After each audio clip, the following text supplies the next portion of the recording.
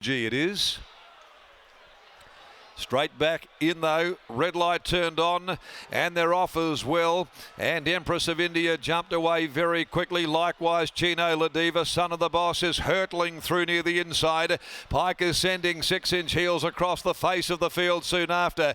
Then Hang Glider. The pace is a cracker in the early part, being followed further back by Super Session, and then on the outside next of all as they get going, Empress of India, followed by Medusa, the 3-year-old, better than midfield. Katona next, Exceed the Planet wider. Sentimental Bell back in the field there, and back with those as well as Deal Her In. Then Planet Sweet around the outside. Elite One well back in proceedings, followed by our mate Archie, Split the G and Scully. Towards the turn though, Son of the Boss opened them up. 400 left to run. Son of the Boss by 2 6-inch heels as they straighten for home. Chino Ladiva back near the rail. Hang Glider's about to let go. Medusa now, the 3-year-old, warms to it, followed by Planet Sweet at the 200 mark, and Son of the Boss, the leader, a length and a half, 6-inch heels. Medusa, Hang Glider, Planet Sweet, Elite One. Chino Ladiva getting home along the inside. Planet Sweet goes up, reaches the lead from Medusa. Down the outside, Scully. They went to it. Planet Sweet just won from Scully. Came from a day back in the field, rattling home. Third, it's close. Elite One, Exceed the Planets there. Medusa, Chino Ladiva close up near the rail from Son of the Boss. Followed home then by Split the G. In behind those next of all is Empress of India, followed by 6-inch heels getting tired in the run on. It pulled up back there. Sentimental Bell, Hang Glider, Katona next home. And then came at the head of the others near the rail, Super Session. He's amongst the last of them in. And towards the back end of proceedings, our mate Archie. Planet Sweet coming from the back of the field in a hotly run race. 1:10.11. They were scorching.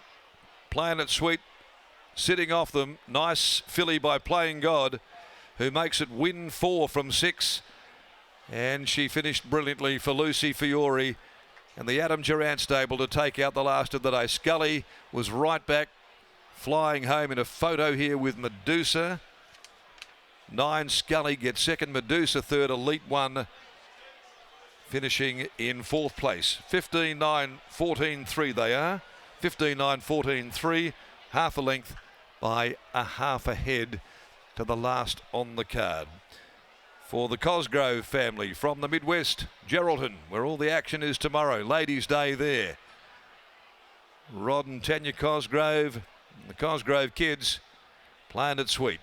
From 6 runs, 4 wins, 2 placings, and a great effort here from a wide gate. Had to go right back.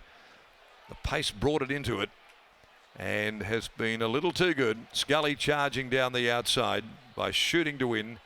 Neville Parnham, Chris Parnham, and third home in the race, 14 Medusa by Maurice Clint Johnston Porter for trainer Simon Miller. So there it is. She's too good here. This filly, lightly raced, building a very good winning record, takes on and beats the older horses in the Reliable Asset Maintenance Handicap. As we take you to the yard for the last time today, here's Lockie Taylor. Thanks, Darren. A stable double for the Adam Durant yard after KTY won it earlier on in the afternoon. Adam's gone home, so I'm now with stable foreman Jordan Rolfe. Geordie, congratulations on the win. Planet Sweet.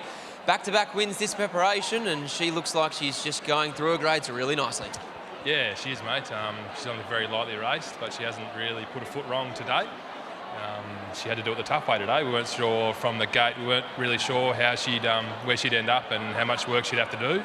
But yeah, she was still real effective at the end of what would look to be a pretty torrid run. A few nervous moments throughout. Obviously, down the back straight, it looked like at one stage Lucy got flushed. Whether she got in or not, we don't really know, but credit to the filly because it's not easy to go that wide and still get the job done. Yeah, I wish I had Lucy's bravery and the horse's ability. Then it might be a different story. But yeah, both of them. To Lucy's credit, she got in, and to the horse's credit, she was strong enough to run out the race nicely. At this time of year for the 3-year-olds, the discussion is always sprinter or miler. What do you think that this filly more than likely profiles like heading towards the bigger races throughout the carnival? Yeah, I just got off the phone with the boss then, and he did point towards sort of a champion fillies sort of preparation.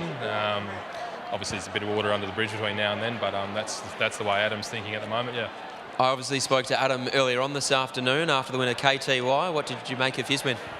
He's super. He's he seems to keep raising the bar every time he comes out. Every time they pose a question on him, he answers it, and he did so convincingly today. So I, myself, as an avid racing fan, am excited to see where he ends up, you know.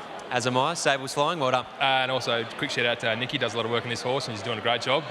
We all know who the real boss is. Really well said. Cheers, mate. There's Geordie Rolfe after the win of Playing It Sweet. Scotty's best bet of the day salutes the 3-year-old filly by Playing God. We're not quite sure if she was 3 or 4 deep with cover or just deep the trip, but in the end, it didn't matter because she was the classiest filly in this race and she was able to get the job done. She certainly was, and goes 4 in a line. She just really is a wonderful race filly, this. She's won 2 races as a 2-year-old, 2 races already now as a 3-year-old, and it looks as though she's just going to get better and better deeper into the preparation. It's on 15 in the last from 9, 14 and 3. Lucy Fiore's been aboard Playing It Sweet. All of the recent victories, Luce, she seems like she's just going to get better and better. Yeah, she's awesome. I said before, like, she's just so user-friendly. It's like, it's awesome. She's really fun to ride. Watching the head on down the back straight there, it looked like for a stride or two you were going to get 4 deep and then 3 deep maybe. Yeah, it was working for a bit. I was 3 deep with cover, and then someone couldn't hold theirs, and I was like, oh no, they're going to get popped 4 wide, or I'm going to lose my cover. But it worked out perfect, and just the way the day was playing, the speed on, and it's probably the only race today that I've not been flattened or held up, so yeah, it was good. Watching you from about the 600 metre marker, you were cruising into the race. Yeah, just wanted to let her stride up into it. Like I said, had a lot of bad luck today. Just wanted to let her on the bridle, just be there, and she's just too good for him. You find Ascot can be a bit like that tight corner, inside barriers, sometimes you don't get a lot of luck? In previous runs? Yes, if you go to the previous race, yes.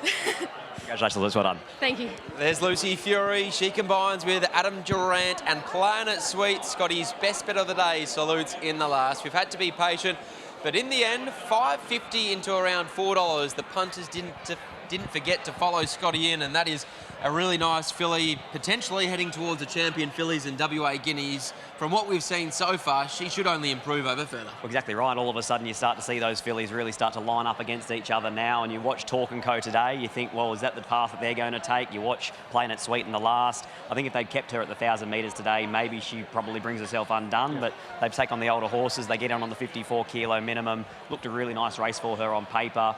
Good solid return too from Mardusa. He'll be better for the run. He ran 3rd. You can get him out to 1,200 metres of the Belgravia in a fortnight, then the 14 of the Faritha, then the mile of the WA Guineas. Looks like a logical pathway for him. We've seen some nice horses here this week, Lockie, but next week with the Crawford and the Eurythmic, we'll raise the bar again. It'll be the best of the best. Let's talk highlights out of the day. For mine, I love seeing the dominance of our young trainers in the first half of the program. Mac Hall, Josh Crispin and Steele Casey. Great to see all 3 young men train a winner on a Saturday on a big day here at opening day. And I know Josh will be thrilled that you just piled him in there with the young men. He'll be pretty happy with that. I'll put a spring in his step. But I think here for Steele Casey, it's a real coming-of-age moment. For Mac Hall's yard. For a person like Mac, who only basically exclusively races tried horses, what he needs more so than anything is owners. And that's exactly what you get with Saturday victory, should I say, is people knocking on the door and saying, can I get a share in something? And we've touched upon the win of Talk & Co in